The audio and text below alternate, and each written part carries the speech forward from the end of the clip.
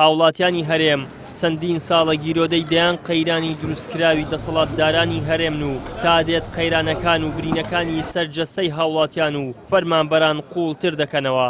کاریگەری خراپ و نەرێنی لەسەر جەستەیان جێهێشتووە بە بڕوای بەشێک لە هاوڵاتیانیش بێت هیچ ئاسۆیەکی ڕوون بۆ کۆتایی هێنان بە قەیرانەکان بەدی ناکرێت. توێژەرێکی کۆمەڵایەتی نمونەی دەسەڵاتدارانی هەرێم وەکو منداڵێکی ناکام دەچوێنێ کە منداڵی ناکام یا لە سەرەتای تەمەنی دادەمرێت یاخود تا کۆتایی تەمەنی بە ناکامی دەژێت. بۆیە باوەڕی وایە دەسەڵاتدارانی هەرێم بە قۆناغە سروشتەکاندا تێپەڕ نەبووە و چاوەڕوانی باشترکردنی دۆخەکەی لێ ناکرێت. ئەمەش دەبێتە هۆکاری تەقینەوەیەکی سروشتی جەماوەری. جەماوەر لە نای خۆیدا تەقیوەتەوە. سوشال میدیا باوەڕان لە فیسبوک بڕۆ خۆپیشاندانێکی گەورە و بەرفران هەمیشە لە ئارادا لە فیسبوک، بەڵام لەسەر شەقام کەمتر بەدی دەکرێتن. واتە کۆمەڵخەکەنە هەمیشە باوەڕێن لە پشتەوەی شتەکانەوە تەمەشا دەکەن، ڕەنگە خەڵکانێکی ئۆپۆزیسیۆن بن بەڵام نەژانێت سەر شەقام. ئەوە یەک. دوو، کاتێککە ئەو فشارانە نەتوانرا هیچ لایەنێک هیچ کەسێک هیچ بەرپرسێ خۆی لێ بکاتە خاوەن و بێت و وەڵامی داخوازەکان جەماوەر بداتەوە، بێگومان جەماوەر خۆی دێتن داوای شتی جۆرا جۆر دەکات.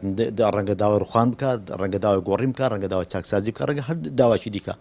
بۆیە لە کۆتاییدا ئەگەر بێت و ئەو دۆخەیە بەو سرێسە زۆرەی کە هەیە بڕواتن بە تاکید خەڵک لە نای خۆیدا دەتەقیتەوە. ئەو تەقینۆش بەوە ناوەچ کە نای خۆیدایە دەژێت سەر شەقامەکان.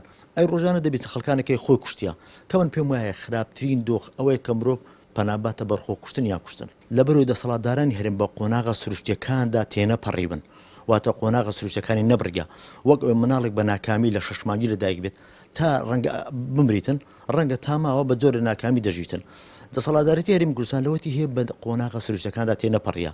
هەر کابینێک بێتن ناتوانین لەوەی پێشتر باشتر بکاتن، چونکە هەمیشە لە خراپ بەرەو خراپتر چووە، بۆیە کە ئاسانی ئەو قەیران چا بکرێت. بە بڕوای بەشێکی زۆر لە هاوڵاتیانیش بێت ئەوەندەی دواکەوتنی موچە و بێکاری کاریگەری نەرێنی لای هاوڵاتیان دروست کردووە. ڤایرۆسی کۆڕۆنا نیو ئەوەندە تەنگی پێ هەڵنەچنیون. دەشڵێن هەرێمی کوردستان بە سەردوو چین دابەش بووە. بەشێک لە خواری خوارەوەن کە چینی فەرمانبەر و هاوڵاتیانن، بەشێکی تریش لە چینی سەرەوەن کە لەسەر گیفانی هاوڵاتیان گەیشتون بەم شوێنە. پێنەدانی موچە بەڕاستی کاریگەریی زۆر زۆری کردە سەر دەرونی خەڵکەکەی. بەڕاستی ئەوەی مۆزەف بوو هەر نەما، خەڵکەکەی دیکەش لە بێکاری هەمووی مرد. ئەوەی کاریگەری لەسەر خەڵکەکەی کرد کۆڕۆنە نەبوو، دوو ئەوەندەی کێشەی داراییەکە بوو. خەڵکەکە ژیانی نەما، بەڕاستی حکوومەتیشی هەنگاوەچی نەنا، نەتوانی نەجورئەتی ئەوەی هەبوو کری دوکانەکان کەم بکاتەوە لەبەر بەرژەوەندەکانی خۆیان، چکە زۆربەی زۆری ئەو بینایانە دەوروبەری هەولێری هەمی بەرپرسەکانە فی سەبیلی مەسلحەتی خۆیان نەیانتوانی کری دوکانەکانیش کەمکەنەوە.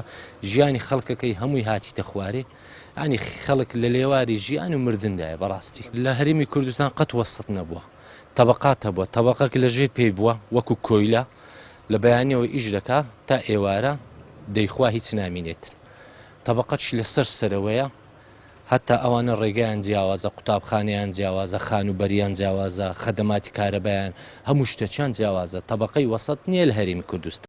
لە ماوەی 29 ساڵی ڕابردوو پارتی و یەکێتی هاوڵاتیانی هەرێمیان گیرۆدەی دەیان قەیرانی یەک لە دوای یەک و پاشەکەوتی موچە و لێبڕینی موچەکانیان بە نایاسایی کردووە کە ئەمەش کاریگەری خراپ و نەرێنی لای تاچی کورد جێهێشتووە.